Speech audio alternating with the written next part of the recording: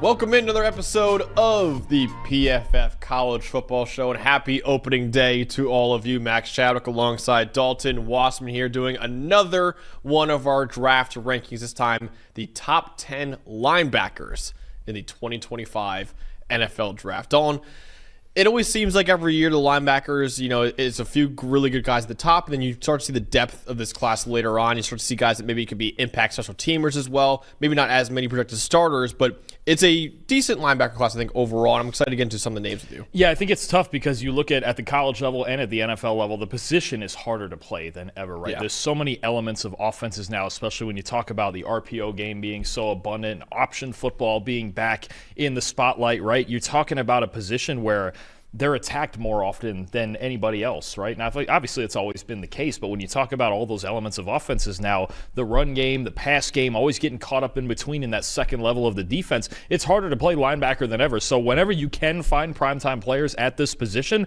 you need to take advantage of it because they can change your whole defense. You think about guys like Fred Warner and Bobby Wagner and Demario Davis and guys like that, they just don't come around as often as you think they might, especially when you're talking about, okay, guys who can defend the run and the pass. And we've seen even some teams go with a more specialized approach to it. I think about the Kansas City Chiefs. Yes, they have Nick Bolton as the captain, but they've done more specializing when it comes to, okay, we have guys like Leo Chenal who are our run defense linebackers, and then a guy like, say, Drew Tranquil, who this is our coverage guy. He's going to play on passing down. So it's going to be interesting to me to see teams approach to this guy is this type of player, especially in the middle rounds. He's a coverage player. We're going to play him on certain downs. I just think you see less and less of those guys that are true three-down linebackers. So if you can find one, they're still extremely valuable. This is the one position on defense where you got to do all three things. You got to cover, you got to defend the run, and you got to rush the passer a little bit as well. And yeah, it's why it's such a difficult position to master and why you see so many guys now in this draft and other draft classes just are really good in one area, maybe they lack something in another area.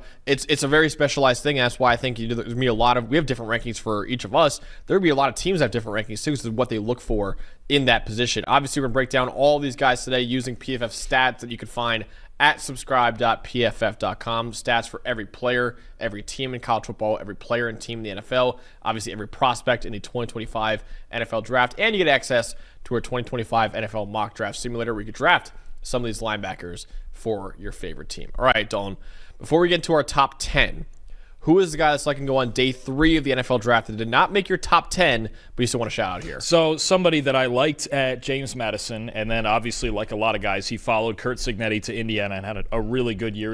Jalen Walker, all right, and we've seen him the last couple of years. He was fantastic in 2022, battled through a shoulder injury in 2023, still had a good year, and then another good year here in 24. He's the only linebacker in the country with an 80-plus grade in each of the last 3 seasons, right? And Walker, look, he's undersized. He's a really good athlete in the league. He'll be a weak side linebacker, probably a special teamer early on, maybe even a coverage specialist with the speed he has. At his pro day, I don't believe he was invited to the combine. At his pro day, reportedly ran a 4.41 40-yard dash, right? The speed, you can see the speed plays on tape. And I like that he doesn't only rely on speed. You talk about a guy being undersized in the run game, maybe trying to, a lot of those smaller guys try to work around blockers, but he takes very tight, compact angles to the football that I like in the run game. Obviously willing to hit people, sometimes has his head down a little bit. Sometimes you can tell he's 230 pounds, maybe even less than that, right? You can tell the undersized parts in his game, but I think the speed plays up, and I think he has the potential at least to be, in a deeper linebacker room,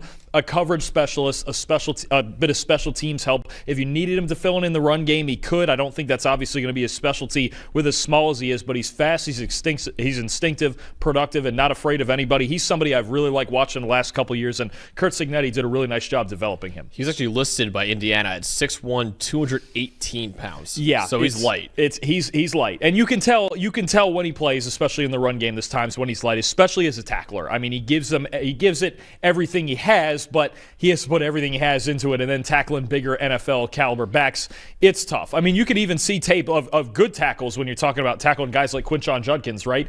It's just not easy. It's going to be hard for him to do it consistently. I'll admit at that size, it's going to be hard to be a 3-down backer, but I think there's a role for him with his speed, with his athleticism, and if nothing else, you're probably getting a really good special teamer in that case. And even at that size, you'd think he's not as physical as some other linebackers. He's a very physical football player. He's one of the hardest hitters, I think, at linebacker in this draft. He actually has 6 forced fumbles fumbles over the last 2 years, second most among all linebackers in the country, right? So he still packs a punch despite being more of like a safety size at 6'1", 218 pounds. I have Jalen Walker number 13 among my linebackers in this class. A guy who's at number 12 for me, Dalton, that I want to shout out as my sleeper is Shawn Dolac from Buffalo. This guy is a legend for the Buffalo Bulls. He had a 92.3 PFF grade over the last 2 years, a 92.4 coverage grade, a 91.3 run defense grade. We talked about before how, some guys are really good in coverage, maybe not as good as run defenders. Some guys are really good run defenders, not as good in coverage. Shawn Dolac, at least at Buffalo, was elite in coverage and as a run defender because he sees the game at such a high level. And he scored in the 88th percentile of the relative athletic score made by Kent Lee Platt. So he's a well above average athlete as well. He communicates really well pre and post snap. And actually, Dawn, a stat that I found was pretty interesting. He's the first ever consensus All-American in the Buffalo program history, which is notable considering Khalil Mack played there and was an amazing player at Buffalo. He was never a consensus All-American. Shawn Dolac was also a former walk-on too, Shawn Dolac. So it's cool to see his story at Buffalo. Now, obviously lacks some size and length at 6 feet tall, 223 pounds. Sometimes he struggles to get off blocks. Also an easy competition level in the MAC as well. You got to keep that in mind. Even though he has super high grades, was a really good linebacker in college football, he didn't do it in the SEC. He didn't do it in the Big Ten. He did it at the MAC, which is a Group of 5 conference. He might not have the size to be a starter in the NFL, but he has the heart. He's got the instincts, and I think he could stick in the league at least as a special teamer in the NFL. So I like Shawn Dolac a lot.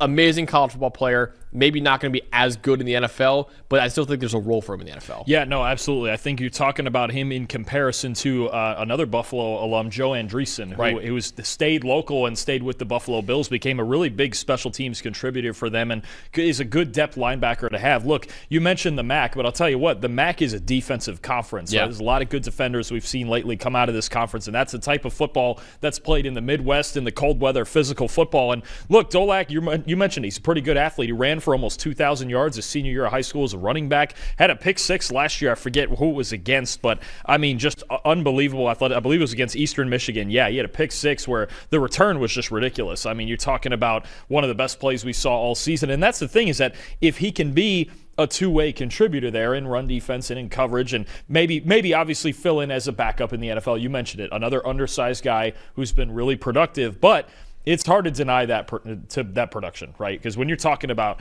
highest graded linebacker in the country, not just this year, but over the last 3 years, he's been really good. Look, Buffalo's had a little bit of a run here of defensive players. You mentioned Khalil Mack, Joe Andreessen, Malcolm Kuntz is another one who's a good player for the Raiders off the edge. Dolac, when I watch him, Andreessen, again, solid undrafted free agent for the Bills. Dolac might be more talented than him, and I think if he doesn't go in, say, the 6th or 7th round of this draft, I think he's going to be a priority free agent for somebody. He's a good player. I do like him a lot. Yeah, I think there is probably a chance he's going to be available in the 7th round of the NFL draft, but I think this guy is one of the 15 best linebackers that we have in this year's draft. Dawn, let's get into our top 10 now. We disagree on a lot of it, but at number 10, we agree. Jay Higgins from Iowa is each of our number 10 linebacker in this year's draft.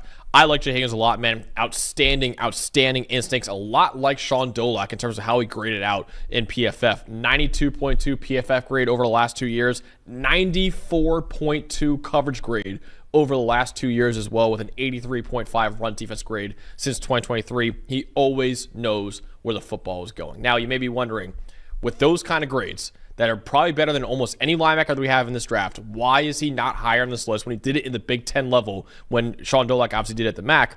He's a well below average athlete. He actually scored in the relative athletic score a 3.37. So basically, he's about a 34th percentile athlete at the linebacker position. And linebacker is a position where you got to be a really good athlete. So Jay Higgins, the athleticism is kind of lacking behind. He's a below average athlete. He has short arms. He lacks long speed, lacks quickness, lacks agility as well. If this guy's body was as gifted as his mind, he'd be an all-pro caliber player. Because that's how special of a high IQ and high football IQ and how intelligent Jay Higgins is. But unfortunately, his body is not as good as his mind. and the athletic limitations may limit him from ever becoming a starter. But again, another guy like Shawn Dolac could at least be a high-impact special teamer who could play in a rotation. He sees the game at such a high level. It's just those athletic limitations that kept me from being a little bit higher on him. Yeah, it's the lack of speed, for sure. And you mentioned it. It's funny we've gotten these three guys first because, I mentioned that list of highest-graded linebackers over the last 3 years. You crank that up to 1,000 snap minimum. Number 1 is Dolac. Number 2 is Jalen Walker. And number 3 is Jay Higgins, right? So we're not just going off the grades for this, but it's a pretty good place to start. The 3 highest-graded linebackers in the country over the last 3 years. You're absolutely right. I think the biggest thing with Higgins, his eyes are fantastic. He knows the defense. Certainly, Iowa defenders in Phil Parker's defense are very well taught in the role that they play. They play absolutely fantastic team football, and Higgins is a tackling machine. But you mentioned it, that lack of speed, to me, is the big thing, right? He can be a little bit smaller, but the lack of speed at his size is a problem to me. His eyes, his vision, his reads have to be perfect for him to make plays. It's certainly at the NFL level where the speed is only cranked up from the Big Ten. You're talking about a guy who can't take any false steps, who can't have any sort of misreads. And I even think when he does read it right, there's times from the backside when he just can't get there, right? Yeah. So you're right. You do love his football IQ. He's very fundamentally sound. He's a good tackler. I think in coverage, he does a great job when it's within his range of preventing yards after catch with his tackling. He's a fundamentally sound football player. He should be on a roster. He's likely a backup caliber player just because of the lack of athleticism. But I do like him as kind of that old school 4-3 middle linebacker who can make those plays within his range, right? Anything within his range, he's really good. The problem is that range is limited. Yeah, I think, again, those high coverage grades, I think he's really good in zone coverage because of how smart he is.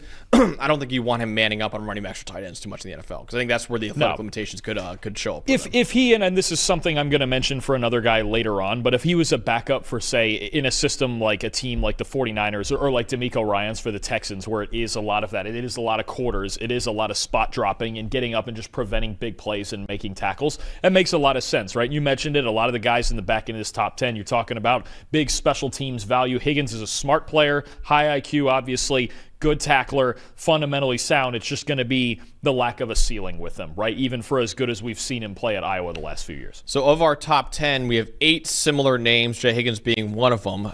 2 guys that are in my top 10 that are not in your top 10, and you have 2 guys that are in your top 10 that are not in mine.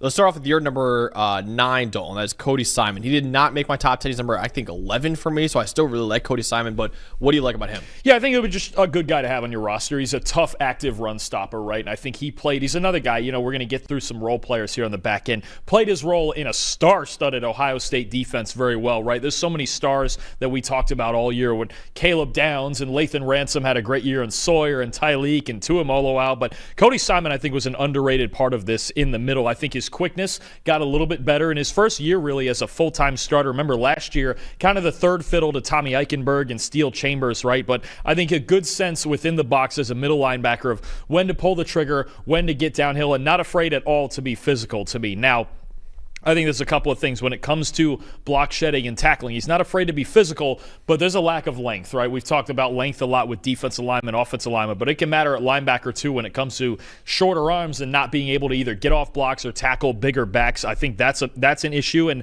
I just think his speed, another one, his speed is okay. He's not the fastest guy. He's not the best athlete in the world, but I think Simon's easy to project as another guy, kind of like Higgins, backup linebacker, good special teams player, tough football player that you want on your roster. And I think he's easily, if you're talking about, I think probably round 5 or 6, what you're talking about with Cody Simon, but a good player to have as depth on your team. Yeah, I like Cody Simon. Again, he's number 11 for me on my linebacker list. I was going to shout him out as a sleeper in this class before you put him in your top 10. It's like, all right, I'll shout out Shawn Dolac instead because I love Shawn Dolac.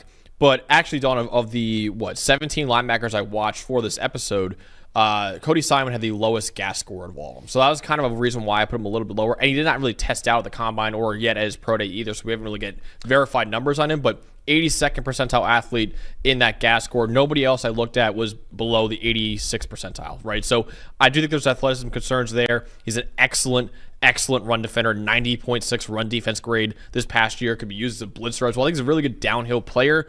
I think the athletic limitations kind of show up a little bit in coverage, though, when you watch him. So I like Cody Simon. I think he can fill a role absolutely on a defense, and he's a really, really good run defender. But you mentioned the length before, and I think he's just not as good of an athlete as some other guys in this class. Yeah, no, absolutely. So, I mean, again, it's a player. And we see linebackers like this every year that go on day 3 when you just talk about, okay, good player in college, little bit of a limited ceiling, help fill out the back end of your team. I think that's exactly what Cody Simon is, but I do think he can at least contribute against special teams, backup if you need to fill in the run game. If you want somebody who can really develop into a decent early down player, I have no issue with that at all. So one guy that's in my top 10 that's not in your top 10, I have him number 7, is Smael Mondon Jr. from Georgia. And I mentioned the athletic concerns before, Jay Higgins, and with Cody Simon, there is no athletic concerns here with Smael Mondon. He is a really, really talented athlete. 97th percentile broad jump, 95th percentile 10-yard split. So he's got elite explosiveness, no issues sticking with tight ends. He has really good speed as well. And he's a fantastic tackler. Over the last 2 years, his missed tackle rate is in the 98th percentile of all linebackers in college football. Now, below average size for the position. His play strength really isn't ideal when taking on blocks. His processing speed kind of lags behind right now. It kind of makes him late on some plays despite his athletic gifts. And also, little concerning injury history as well as Smael Mondon. He's missed 4 games last year with foot and ankle problems. But it's kind of the anti-Jay Higgins, right? Where Jay Higgins, his mind is so fast and all the time, his body's not as fast. Mondon's the opposite, where his body is such a physically gifted linebacker. Just the processing speed kind of lags behind right now. If that mental speed, though, can catch up to his physical speed, which can be improved, right? Higgins is he is who he is. Mondon's can actually be improved with his mental processing speed. I think he'd be a starting caliber linebacker in the NFL. But as of right now, impact special teamer who could play in a rotation. I like Mondon's physical gifts. And again, before, I value physical gifts in linebackers so much. And I think Mondon is one of the most physically gifted linebackers in this draft. I have a few more guys to watch, but right now I have Mondon at 13. And I get it. The athleticism makes a lot of sense. I think the lack of size, the lack of physicality is an issue. He's somebody for me that I don't know if he'll be a starter again with the lack of physicality, but I would develop him into some sort of sub-coverage linebacker with the speed that he has, right? And a player, I think about there's going to be players, and some teams emphasize athleticism over maybe college production, right? When you think about last year, a guy like Trevin Wallace was drafted by Carolina, who basically was drafted not on the strength of the grades or anything like that, was really drafted because of the combine and the athletic profile. So, Mondon is a guy for that profile that could get drafted. I would develop him as kind of a coverage linebacker specialist. Obviously, if you need him to play every down because of injuries or whatever, feel free. But you mentioned it, not the most physical player. And there's times when you can see certain guys in just the reaction time to what's going on in front of them, especially in the run game, where like a Jay Higgins, right, or a couple other guys we're going to talk about here in a bit, where you go, okay, they get it, they see it, they go. Mondon, it takes a little longer to pull the trigger, and I think, things like misdirection, reverses and counter plays and things like that, they kind of get away from him. Even read options, when they're played to his side and he needs to scrape, he can be a little bit late to it. So there's still a lot to teach him. The athletic profile's there. There are teams who prioritize that. That's where I would go. I would develop him as a depth kind of sub-coverage linebacker whose speed can help you in open space and in the passing game. He had a 99 GAS score, which again is measured your on-field athleticism using PFF player tracking data, your speed, explosiveness, and your size relative to that. So 99 GAS score is really good, obviously, out of 100. And then in the combine setting, he tested out as a 94th percentile athlete, too. So he's a really, really good athlete. There's no question about his athleticism there, but I'm with you. There is a little bit of some mental processing questions with him. All right, Dalton, the last guy that's in your top 10 that's not in my top 10 is your number 8 linebacker in this draft. Who do you like at number 8? I have Barrett Carter from Clemson, and I think, look, you see times where maybe some people would put him ahead of this. You see other times where he'd go behind this, and I'm just, I'm kind of playing the middle ground here of a guy. I think he certainly knows what he's doing. I think his eyes and what he sees in front of him, that's actually his best trait, right? I think he's got good vision up front, a generally good understanding of run concepts and what's happening in front of him. Obviously well-taught coming from Clemson, where they have so many great defensive players every year, right? You think about it in previous years playing next to Jeremiah Trotter Jr. and those two. Trotter was another one. Very cerebral linebacker. Last year, maybe a little undersized, maybe lacks some of the traits, but I think Carter's got enough speed to work sideline to sideline. I think he's got, he's quick enough to slip around blockers. He doesn't always go through them. I think the big thing for Carter, more so than, like, say, for a different guy like a Simon or a Jay Higgins of a lack of speed, I think there's times he's just indecisive. He's almost too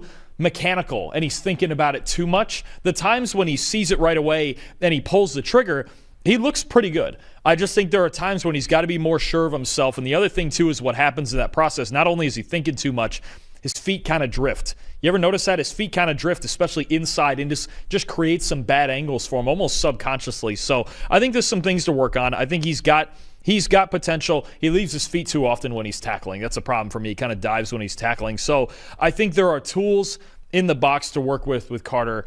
Is he a day 3 guy? I believe he's a day 3 guy still, even though I have him at number 8. And I think this linebacker class isn't quite as deep as I thought it was. I think the top handful of guys are good, but I think Carter's the type of guy, if you're looking for a later round linebacker, who knows, I think in the same way the league viewed Jeremiah Trotter from Clemson last year, where he ended up, I was shocked that didn't he fall to the 6th round, was it? Yeah. To the Eagles, of course, fittingly, the Eagles, but I think that's the same type of guy you're talking about here. He knows what he's doing. He's, I would say, maybe not an A-plus athlete, but a very good athlete, and somebody who you just have to teach to be a little bit more decisive, hesitant in coverage, sometimes hesitant with his reads. When he does see it, he looks really good, but he's got to see it quickly more often. Yeah, he actually was the number 1 linebacker in the draft for Trevor Sikkema going into the 2024 or 2023 season. So we had him as a number 1 linebacker prospect in the draft for the 2024 draft. Came back to school after not a great year.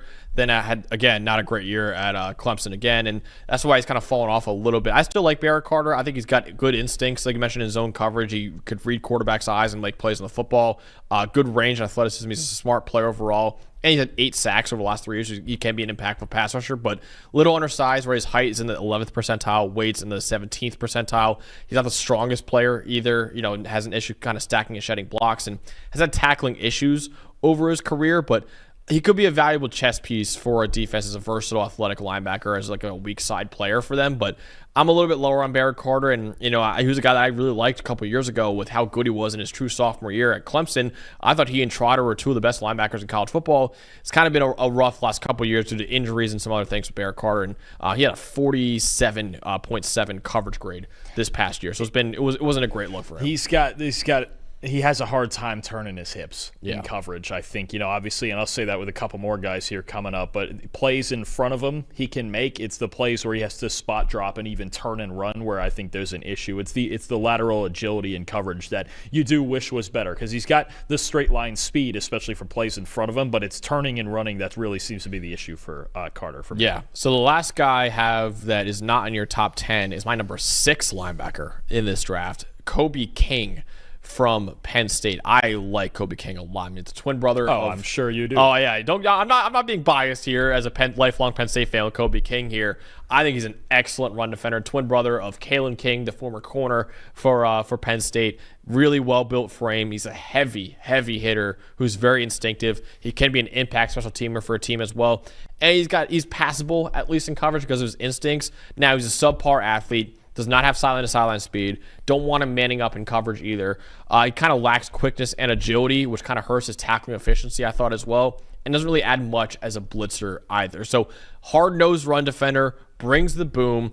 His main drawback, though, is that on passing downs, he's okay in coverage and doesn't really do anything as a blitzer either, because he doesn't really have the athletic traits to do either of those two things at a high level. But I think as an early down player who can contribute on special teams, I like Kobe King a lot. And I think he's good enough in coverage for me to have him at number 6 here, but I do understand some of the limitations with him. I think very much like Higgins in the NFL, I would have concerns about King in coverage. I have him at number 11. I think you mentioned it, first of all, plus ability to work downhill between the tackles in the run game. Yeah, tough as nails. He's fun to watch. And I think he makes his reads in the run, especially late in the year. I thought the second half of the year, there was so much talk about Abdul Carter and everything Penn State was doing on defense, but King was an underrated piece of you. I mean, look at the teams even they played in the playoff, right? You're talking about Boise State, right? You're talking about they had to play Notre Dame, right? They had to play SMU. These are teams that can really run the football, and King had a great stretch run when it came to just reading defenses, reading offensive lines, and making tackles, right? So he's a tough between the tackles player. You mentioned it's a lack of quickness, and I think to me, I have a very hard time trusting him in passing situations, in coverage. I think his feet get stuck in the mud a little bit. I think his same thing as I just mentioned with Carter.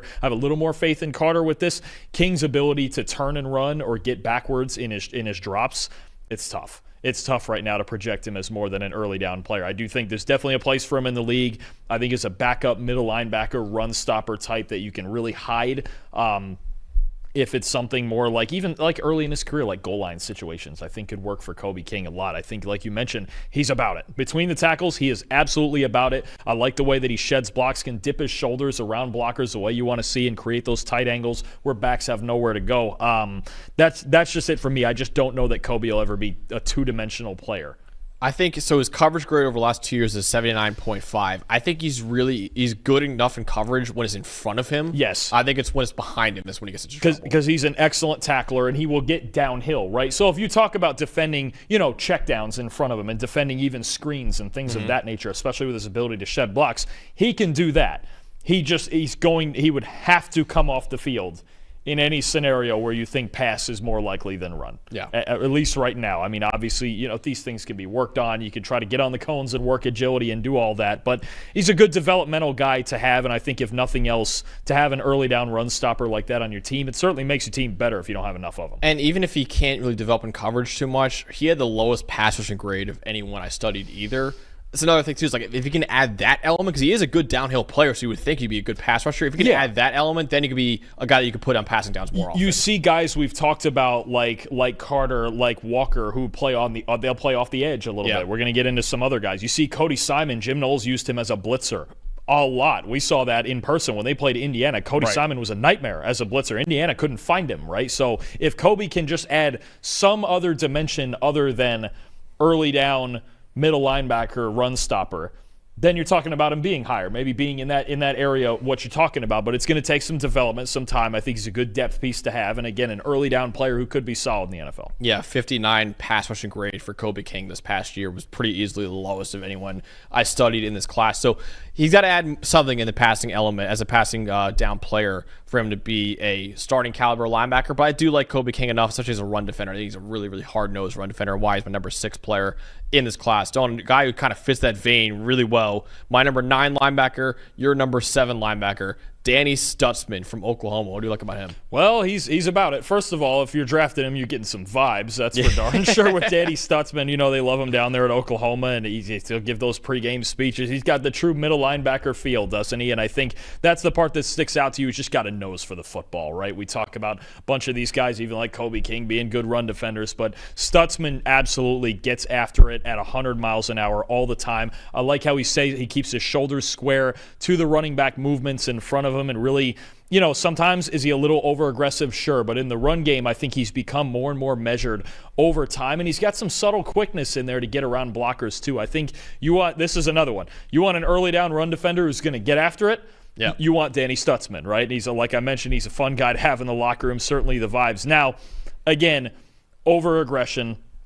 Needs to see, like, he's sometimes even got tunnel vision, right? Like there's times when if he's on the backside and there's a tackle coming to him in the second level, things like that. The peripheral vision has to get better. Sometimes his angles are a little bit weird, if only because he's so aggressive. And then I think the big thing that we're obviously going to talk about, it's a problem in coverage. Yeah. It's a real problem in coverage with the way he plays, with as aggressive as he is, and sometimes even with play-action fakes coming up to the line of scrimmage way too hard, right? So I think you're talking about a guy who can absolutely help an NFL team on early downs. Another one who will play off the edge a little bit and get into blitz packages and things like that. And maybe that's better for him, obviously, right? But I think that's going to be what it is how much can he tone down the hyper-aggressive every single play, almost borders on lack of discipline at times, to help in coverage and be a little bit more patient. But as a run defender, it's hard to deny the impact he can have in a front. Of all the 17 linebackers I studied in this class, Danny Stutsman has the highest run defense grade and the lowest coverage grade of anyone in this class. You know exactly what you're getting. That's Danny Stutsman. The numbers bear out the scouting report sometimes, and that's essentially what you're looking at. He's all about it. He's all about it in the run game and in coverage. It's curious even sometimes where he's going. So I think you're certainly getting a certain type of player with Danny Stutsman. Exactly. But he's an elite run defender, no doubt about it. He recognizes concepts pre-snap and post-snap, and he flows to the football, I think, really, really well. Very good at stacking and shedding blocks to get to the ball carrier. Good size and speed for the position. He actually scored in the 98th percentile of our GAS score, and he tested out as a 96th percentile athlete according to the relative athletic score as well. So he's a really, really good athlete. Danny Stutsman is at the linebacker position as well. Effective blitzer up the middle, and he's a true leader of the locker room, as you mentioned before. Like, he has some unbelievable moments pregame. I remember that Texas game when they played them, and he had that pregame speech where he goes, "I know two things in life. Number one, Oklahoma only fears God. Number two, Texas fears Oklahoma." And then they won that game. Dylan Gabriel obviously the game-winning drive. They pretty much won that game, I think, in the locker room pregame because of that speech, because it fired me up watching that. So true leader of the locker room as well, Denny Stutsman is. Now, his awareness in coverage is subpar. Now, his awareness in run defense is elite. Yeah. In coverage, it's subpar.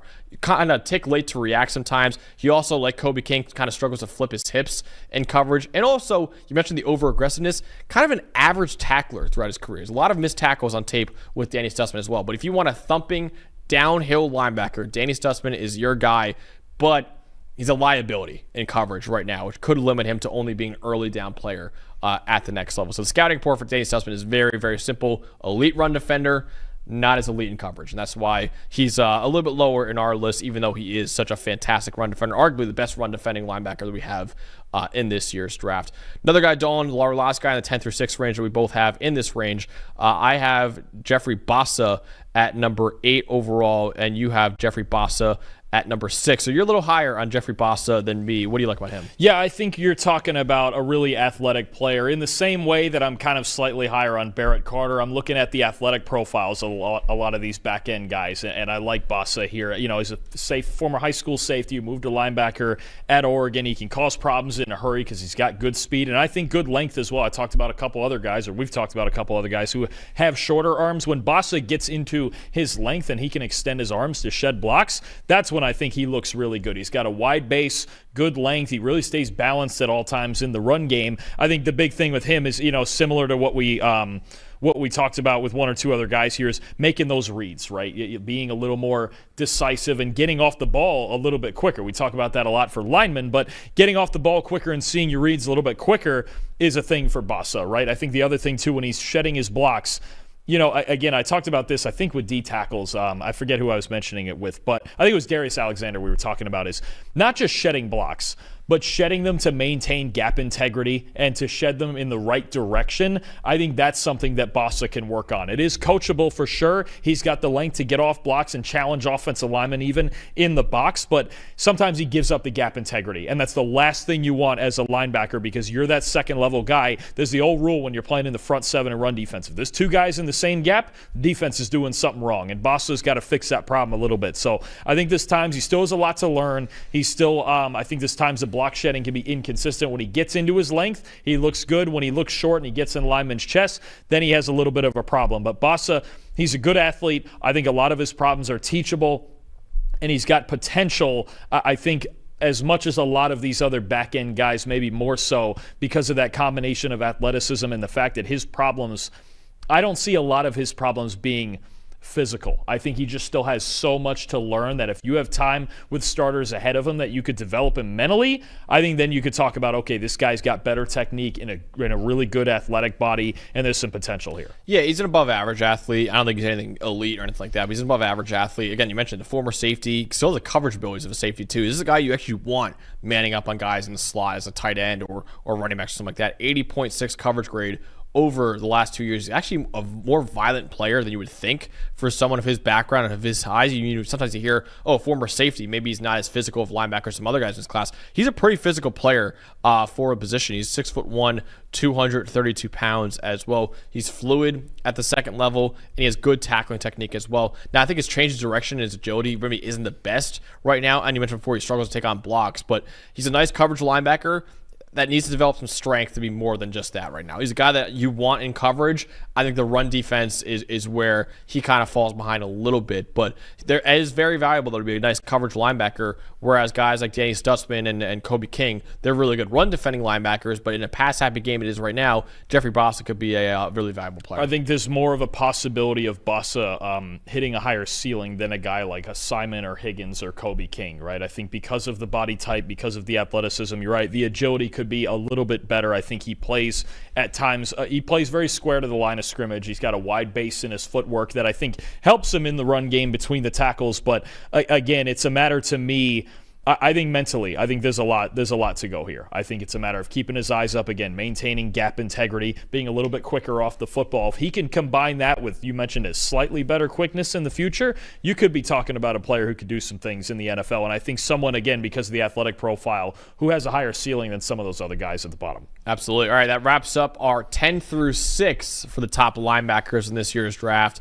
Our number 5 is the same as well. It is Jack Kaiser from Notre Dame. Jack Kaiser, I think, is the best tackling linebacker in this year's draft. So in his career, he's had 285 tackle attempts. He's only missed 13 of them. 4.6% career missed tackle rate. Second among all linebackers in the country since 2019. He has excellent instincts, excellent positioning. He's always in the right place at the right time to bring down the ball carrier. Really good at the Senior Bowl as well. It's not really an event that's designed for linebackers to succeed. He was really good at the Senior Bowl. At a 91.4 grade during the week down in Mobile. 99.9 gas score as well. I know there's some questions with his athleticism. He actually on the field, though, scored really well in our gas metric, obviously 99.9th percentile. Capable of covering guys from the box. He recognizes routes at a high level. Very, very smart player overall at Notre Dame. Now, does not quite have the fluidity to cover guys one-on-one in coverage. He's more of a guy that you want in zone coverage for how smart he is. And he's a little older for the class as a sixth-year senior, but he has starting caliber upside, in my opinion, in the NFL because he's a very, very fundamentally sound game. Now, you don't want him manning up on tight ends or running back to the next level, but he's an excellent tackler who sees the game at a very high level and at least showed in our gas metric he has well above average athleticism to succeed there as well. Yeah, no, I think some of just the quick notes I have on Kaiser. Experience. Nobody in the history of Notre Dame football has ever played in more games than Jack Kaiser. Straight line speed, you mentioned it. Change of direction, hip turn, especially in coverage, is an issue, but straight line speed, no question, he can run, right? And we think about that, his intelligence, you mentioned it, as a former high school quarterback, by the way, so he understands offenses. And one thing I like about Kaiser, some of these other guys, I've questioned it a little bit. You can tell when you flip on the end zone tape of Jack Kaiser, he reads offensive lines, right? Good linebackers read the offensive lineman. They read the guard in front of them. They read the blocks that are in front of them, and they get around it from there. They're not staring into the backfield waiting for the running back. They're using that vision of their offensive line, and they're finding the running back through it. You can tell Kaiser does that. And last thing, he's played almost 1,000 career special team snaps. We know he was only a full-time starter just this past season at Notre Dame. He played a lot the last few years. You talk about between 300 and 400 snaps, right? But this was the first year he really got a full-time starter's workload, but a very experienced special teamer at almost 1,000 snaps in his career. That's going to be something that helps him. He adds value, depth linebacker, special teamer. I think enough talent where eventually he could become a starter. And if not, I kind of thought about him a little bit in comparison to another Notre Dame linebacker that was taken several years ago, Drew Tranquill. Yeah. Right? I think you have a similar type of player who is athletic, who can do a lot of things for you. He's a very smart football player, and he can play as a very nice role player. Maybe even as a third linebacker for a team that's really stacked at the position, but there's nothing wrong with that because even as a third linebacker, I don't know that you can do a whole lot better than Kaiser. No, he's a very, very smart player overall, and he's an excellent tackler. Like I said, he is pretty easily, in my opinion, the best tackling linebacker in this year's draft as well. Dalton, your number 2 linebacker, my number 4 linebacker is Demetrius Knight Jr. from South Carolina. What do you like about him? So I think Knight is the quintessential weak side will linebacker, right? When you talk about if he's free and he's free to run and make tackles, he's an active player who uses his speed to every advantage he possibly can in the run game, in coverage. I think he does a nice job zone dropping in coverage and cutting off those windows for quarterbacks. His vision between the tackles has gotten a lot better, especially this year at South Carolina, right? So, I think about him as a player with speed, with better vision, with good quickness, right? And again, very good in coverage. I'm not saying it's at this level. And when you talk about a lack of physicality, to me, doesn't really look like he likes to take on blockers head up. I think he shies away from those hits. Sometimes he kind of braces for them. But I remember years ago saying the same things about Levante David, who went in the second round, and somebody who was fast, he was athletic, he was really good in coverage. And the one thing was, well, he just doesn't want to get hit straight up by offensive linemen. I get it. I wouldn't either. I understand that. But to me, Demetrius Knight, when you talk about the combination of athleticism and speed and the coverage ability as well, he can be a two-way linebacker in this league. I think it'd be a weak side guy. A fit I thought about for him, honestly, was I think he, in the second round, if he were to get here, I think he'd be the perfect replacement for Dre Greenlaw in San Francisco. Well, if they were to get him in the second round, because you talk about Fred Warner playing the mic, right? Fred Warner taking on all those blocks. That's the type of player that Knight needs to play with, right? Is somebody who can take on those blocks and allow him to run free on the weak side. Then you're talking about he can get lateral, he can play free, and he's also really good in coverage, right? Like Greenlaw was. Dre Greenlaw, since he began his career, has the fourth best coverage grade of any linebacker in the NFL. If Knight could become a similar player in that type of role, I think he could be really good. I think a team that already has a middle linebacker like a Fred Warner, like a Bobby Wagner, who could support a player like him, he could be really good. Yeah, I like Knight a lot. I have him at number 4 in this class, but I still like him a lot in this draft. 92.1 coverage grade over the last 2 years. He's a really good athlete who recognizes routes, I thought, at a high level, quick processing speed. Major improvements as a run defender this past year at South Carolina. So he actually transferred to South Carolina from Charlotte. He started his career at Georgia Tech, played 4 years there, then went to Charlotte, then went to South Carolina for his 6th and final season. At South Carolina, an 85.4 run defense grade. The year before at Charlotte, 55.8. And I'm going to tell you what that is again, at Charlotte, let's say he was one of, if not the best player on their defense, right? Or eventually kind of became that here. But that was a team that expected him to be like the Mike, their middle linebacker. That's where I think the role in the NFL could be different, is if he can get away from that middle linebacker role. Kind of oscillated at South Carolina a bit, but to me, when he gets to play on that weak side, he gets to run free, and he's not just getting run right at him on the weak side constantly. That's when I think he's at his best, and I think it's South Carolina more so than Charlotte, because Charlotte knew they were like, this is our guy, right? So he's going to play in the middle, and he's going to wear the green dot, and he's going to do everything in the middle. It's not his game. He doesn't always want to work in the A-gaps like that. He wants to turn and run and get to the football. So I think in the right role, I think Knight could continue to build on that success that he had this year at South Carolina. Yeah, that's excellent context for that. And I just think, improving your run defense grade by 30, going to the SEC at South Carolina, that's really impressive stuff from Demetrius Knight right there. He's a very competitive player, I think, overall. Now, sometimes gets a little too aggressive, which leads to missed tackles, and he's a little older for the class as well as a 6th-year player, but good enough athleticism to win it at the next level. Really good processing speed as well. I think he could be a starter at the NFL level. So I like Demetrius Knight a lot. And I think, like you mentioned, that will kind of role. I think he could be a really, really good player. All right, let's go to my number 2 linebacker in this class, Dalton, and your number 4. That is Chris Paul Jr. from Ole Miss. We'll talk about a breakout season. Chris Paul Jr. had it with the Rebels this past year. He's a really, really fluid athlete, makes plays sideline to sideline, sticks with running backs and tight ends in man coverage. Outstanding tackler. Over the last 2 years, he's only missed 6% of his tackle attempts. He's a weapon as a blitzer, really explosive player overall, really explosive downhill, and a really good communicator pre and post snap. He was kind of the quarterback of Ole Miss's defense this past year. Now, really undersized. His weight is in the 2nd percentile for the position. Arm length is in the 1st percentile for the position. And his lack of size kind of shows up when he's attempting to take on blocks. He kind of gets washed out of plays a lot of times by offensive linemen and even tight ends sometimes. And he's not as good in tight spaces as he is in the open field. This is a guy you want with his athleticism to be out in open space. When you want him in tight quarters, it's not as good. He's got to add mass to his frame, but I think he could eventually become a starting will linebacker in the league thanks to his athleticism and his intelligence. And like I said, Chris Paul Jr. was excellent this past year with an 87.2 PFF grade transferring in from Arkansas. Again, he's undersized at 6'1", 222 pounds, but I like this guy a lot, man. I thought he showed a lot of really good things at Ole Miss this past year. Paul's a really fundamentally sound player, and actually watching him stylistically reminded me a lot of watching Junior Colson from last year, who I just thought was a quiet, kind of compact, moving, fundamentally sound, patient football player who gets where he needs to be, right? You mentioned being a really good tackler. It feels like Chris Paul is so often in the right spots. The difference, like you mentioned, between Paul and Colson, Paul being 6'1", 222 with, I got here, just under 30-inch arms. Colson, 6'2", 240, 32-inch arms, right? So it's just a difference in size for that caliber of player. He's built like a will linebacker. He plays like a Mike linebacker. There's no question about his toughness or any. I think technically, when you look at Chris Paul, he's as fundamentally sound as any linebacker in this class.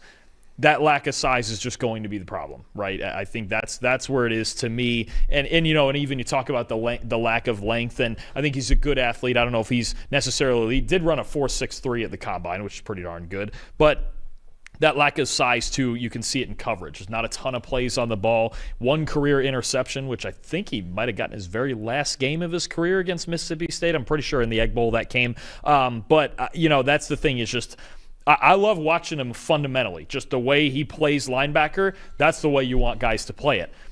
6'1", 222 is tough. Yeah. It's tough. It just is. He's going to have to be bigger than that, get up into the 230s somehow while keeping the speed that he does have, right? And again, that's a 222 combine measurement. Those can mess with us. We talked about that with Mason Graham even. Okay, is he 295? Is he 315? What is he, right? But Paul, again, fundamentally sound player, solid athlete, does a little bit of everything for you. I would just worry about the lack of size. That's at a spot. I mean, we just talk about roughly those same measurements for Jalen Walker before, right? And Walker's a guy, he runs a 4.4, right? If Paul's going to run a 4.6 at that size, he's going to have to add something on there to play the way that he does. But I do like him. I think he's fundamentally sound. I would probably see him as something like a maybe late second or more likely third round pick. I know you have him second on the board, and I get it. I get the appeal because he's very, very sound. That's his technique and his patience, especially in the run game. He's got a very measured approach. You can see what he's thinking as he plays, and his body matches that. Yeah, he was listed at Ole Miss at 235, so this is better. If he plays at 235, I can get behind that a little more. If he played in the way what he showed on tape at 235, 240, he's got a much better shot for sure. He's got a better shot because I really like his approach to the game and the patience that he plays with. We've talked about other guys who over pursuit, they're too aggressive. Chris Paul's not too aggressive. He's got just the right amount of it, and he knows when to use it. Yeah, I actually had the comp to Diane Henley a little bit. I saw in the coverage ability especially. I thought Chris Paul Jr. was a really, really good player. It's a good call. I like him a lot. Let's go to a guy who's actually consensus LB2 in this draft, Dalton, but we have him both at LB3. That is Carson Schwesinger from UCLA. What do you like about him? Boy, he plays like a guy who was a former walk-on, doesn't he? Just kind of pissed off, high speed, high motor. I mean, this is somebody who's really risen through the ranks of this draft class as they've gotten to the tape of him, and I think that's what you have is a guy who pulls the trigger in the run game. The speed plays anywhere. Coverage, run defense, pass rush, it plays, right? I think what you're looking at with him is just a lack of experience. Only 1 year as a starter. Yeah. Previously primarily a special teamer. So it's about really reining him in, right? I think you look at all the things when you talk about having to reel him in. His eyes get a little bit stuck in the backfield in coverage when he doesn't get to blitz. Needs a better idea of just learning route concepts and understanding what's coming at him in coverage. Sometimes the over-aggression, kind of like Stutsman earlier, can lead to some funky angles, right? But I think when you're talking about the type of athlete and the type of motor that you want in a linebacker, whether it's in the middle or on the weak side or wherever, this is what you're looking for. His feet never stops. He never stops playing. He's 100 miles an hour all the time. And I think for me, it's kind of funny with Schwesinger because I think there's some different outcomes that could happen here. Let's just say, okay, first read here, he's LB3 in this class. He's a starting linebacker. Okay, that'd be cool. Second, he was one of the best. Not only did he play a lot of special teams at UCLA, he was one of the best special teams players in the country. 90.7 career special teams grade for us. So you've got that as either the fallback or you've got it early in his career where you work him into sub packages on defense, and he's a special teamer. And a weird thought that I had to looking at him as a blitzer, as a pass rusher, right? And he's not quite as big. Maybe he has to put on a little more weight here. But I do wonder if there's a fallback where if for any reason it doesn't work at linebacker, do you turn him into this like Andrew Van Ginkel type of player, right? Where he's an edge player who can drop off a little bit and kind of operate that way? Because I think just his motor and everything he can do, you want him on your team. You want him on your team, right? Ideally, would he be a linebacker? Yeah, because that's where we've seen him already. But I think you have enough fallback options. Linebacker, edge player, special teams, hell, maybe even all three.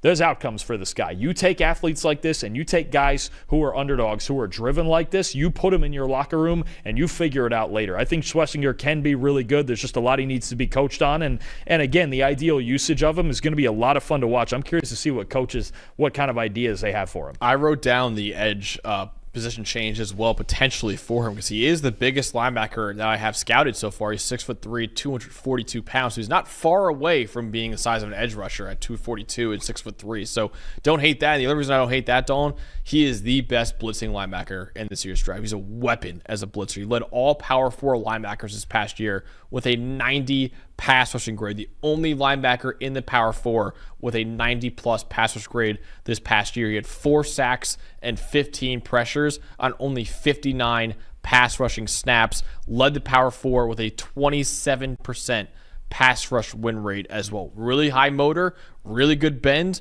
And like I said, might see some snaps at edge defender at the next level. His motor runs really hot, but he's still a very fundamentally sound player as well. Elite football IQ despite not playing too much at the position. Now, he does struggle to get off blocks sometimes in the run game. Not a strong player overall, but he's got a high floor due to his football IQ and processing speed. He's got to get a little bit stronger to hit his ceiling, but I think he could be a starting will linebacker in the NFL. And like I said, he is the best blitzing linebacker that we have in this year's draft. So I'm a big fan of Carson Schwesinger. So I just want to throw out this comparison here. He didn't, for some reason, he also didn't test at his pro day. He's just going to let the tape do the talking. Schwesinger, 6'2.5", 242, 31 5/8 arm length, right?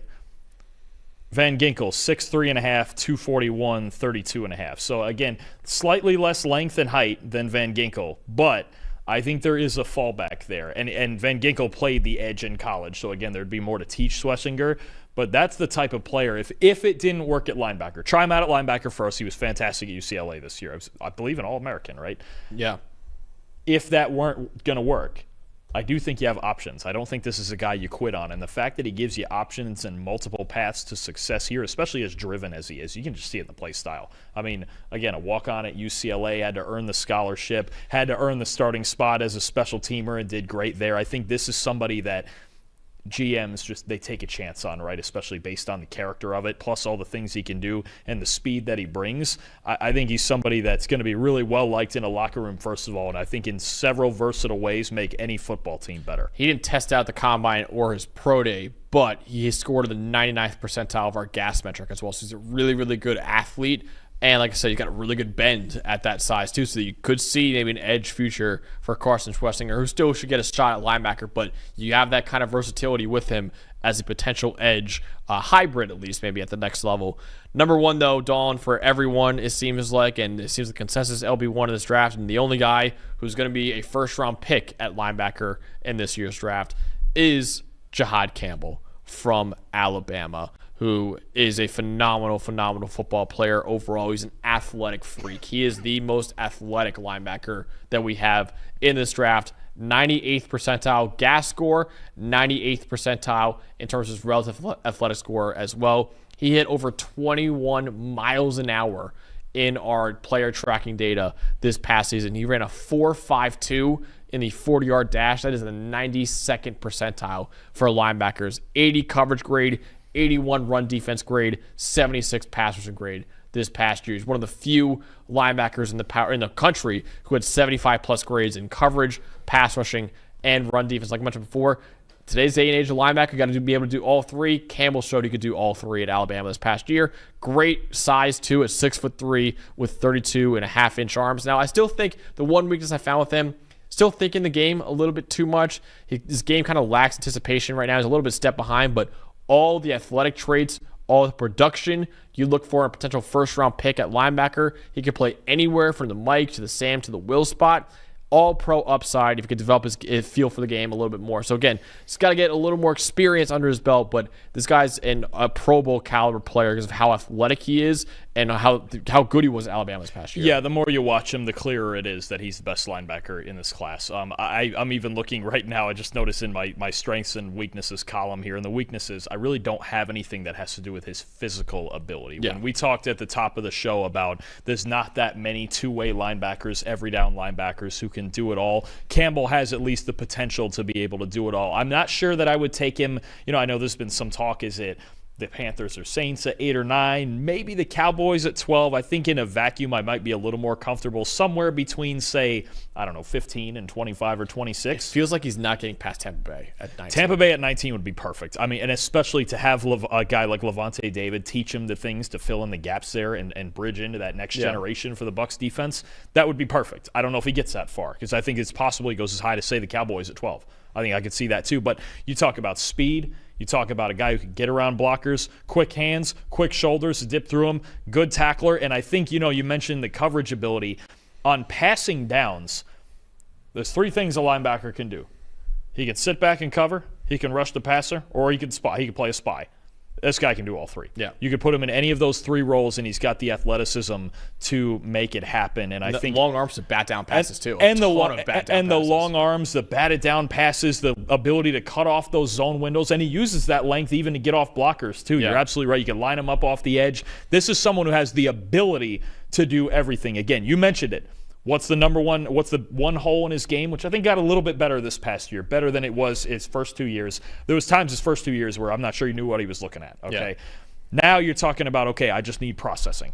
That's all I need is processing and processing speed, right? I think he's still figuring out sometimes, what to do and how to handle pullers in action, right? Plays when you're talking about whether he's on the front side and trying to find and engage a puller, or he's on the back side and he has to read him right off the snap, pull the trigger a little quicker. And the fun part with Campbell is even if he's a half step behind, he can still get ahead because he's so darn fast, right? The speed plays on tape, even just, again, eye discipline and feel in coverage more than some inability to do it. He is able to do everything a linebacker needs to do in the NFL at that level. When you talk about, right now, I would say Fred Warner's the standard, right? And Fred Warner, both physically and mentally, is able to do everything you ask him to do. And he does it because he's a veteran. He's worked through the kinks early in his career, and now he's arguably the smartest linebacker in football, right? If Campbell can get to that point mentally, which is why you mentioned it, it would be so much fun to watch him on a team like Tampa Bay, to learn those things from Lavonte David or an experienced linebacker. I'm trying to think of another. I mean, even like you have other places like Cincinnati, right? Playing alongside Logan Wilson, who's done it for a while, right? I think you talk about getting him to play with somebody like that who knows the game, he's been around it a while. Man, you're talking about Campbell, easily the highest ceiling of anybody at this position in this class. The most physically able to do things any way you want them. In run defense, in coverage, as a pass rusher. Again, I'm not sure how high he'll go. Even, you know what, we mentioned it before. I don't know that he would go 9 to the Saints. That's high. That's high for any linebacker. That's Luke Kuechly territory, right? But same thing. The idea of putting him next to Demario Davis for a year or two and having him learn there when this is a guy who all he really needs to do is improve the coachable things and the mental side of things, well, having a guy like Demario or Lavonte David, that would help. So Campbell, the more you watch this group, it's easiest to see he's got the highest ceiling of any of them. I think he's the one who you sit there and you go, I don't have limitations as far as what I'm asking him to do. He just needs to, in the first year or two, he just needs to be taught properly and speed up the process a little bit more at NFL speed. And 2 years from now, you're right, he could be an All-Pro. It feels like he's head and shoulders above this linebacker class right now. If you look at the consensus board, Jihaad Campbell's ranking is number 17 on the consensus board. The next closest linebacker is triple that at 51 overall. So there's not even another linebacker in the top 50, and he's a top 20 player on the consensus board. So I think Jihaad Campbell, I think his floor in the draft at this point is Tampa Bay at 19. I don't know if he's getting past that. I'm trying to think of other teams just in that if Tampa Bay were for any reason. I think Arizona maybe at 16 could be interested. Yeah. Arizona. I mean, I'll just look at the run of teams right now, just in theory, right? Carolina at 8, New Orleans at 9, San Fran at 11. I don't think we could take it off the table. That would be right. I know we've talked. They lost Dre Greenlaw. If you got him with Warner, I'm sure Robert Saleh would have fun. Dallas. Even Indianapolis, I think, would be a thought. There's so many. If he got by all those teams and Tampa Bay, then I still think you're talking about even Denver with the next pick at 20 might do it. I know they just signed Greenlaw, ironically enough. So it's like, just so many teams. The Rams, heaven forbid he ever got to the Rams at 26, or if they were to trade up for him, that would seal up their defense. I'd be like, oh, this team might really go to the Super Bowl. Okay, but no, I think he's going top 20. He's the one linebacker that I'm confident is going in the first round, and probably inside the top 20 is a lot of good fits for him because, again, this is arguably the scarcest position in the NFL right now. Yeah. There's just not that many superstar linebackers. I mean, we're talking about, I would argue, Bobby Wagner at 35, 36 years old is still one of the top 5 in the league. I mean, that's where we're at with linebackers right now. So he's the one guy, when you have a linebacker that is of that level that could play all 3 ways like that, I don't see another linebacker in this class like him. No. And I think that's the part where you go, okay, if he's a superstar in the middle of this defense, that's a game changer. You saw what the change at linebacker did for the Eagles this year. They won a Super Bowl. Zach Bond comes in, animal. Nakobe Dean, big improvement. Even Oren Burks behind him. Those guys can still make an impact if they're this good. Yeah, Jihaad Campbell was so productive in the SEC as a run defender in coverage and as a pass rusher, and he's the best athlete at linebacker in this year's draft as well, which makes him easily the number 1 linebacker in the 2025 NFL draft. All right, Dalton, let's go over what we had for our top 10 linebackers. Why don't you name off your sleeper and your top 10? One more time. My sleeper is Jalen Walker. No, not that Jalen Walker. The one from Indiana. Number 10, I have Jay Higgins from Iowa. Number 9, staying in the Big Ten with Cody Simon from Ohio State. Number 8, Barrett Carter from Clemson. Number 7, Danny Stutsman from Oklahoma. And at number 6, Jeffrey Bassa from Oregon. Into the top 5 we go. Notre Dame's Jack Kaiser at 5. Ole Miss's Chris Paul Jr. at 4. UCLA's Carson Schwesinger at 3.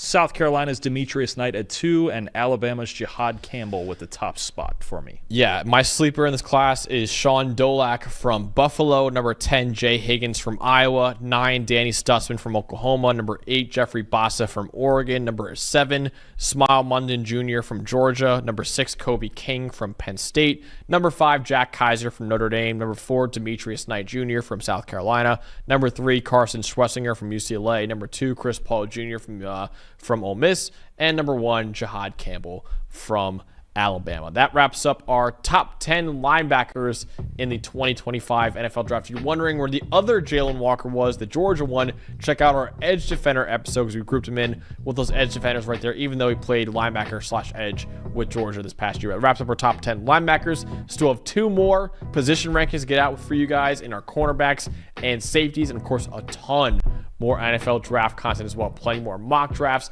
for the NFL and an all-eligible 2025 NFL mock draft. If everyone in college football is eligible, Jeremiah Smith, Jeremiah Love, all those guys in college football, if they are in this year's draft, where would they go? That's coming out in April as well. So make sure you guys subscribe to the channel so you don't miss any of them. For Mr. Tyler back there, for Mr. Eli, for Dalton Wassman, I'm Max Chadwick, and we'll see you guys very, very soon.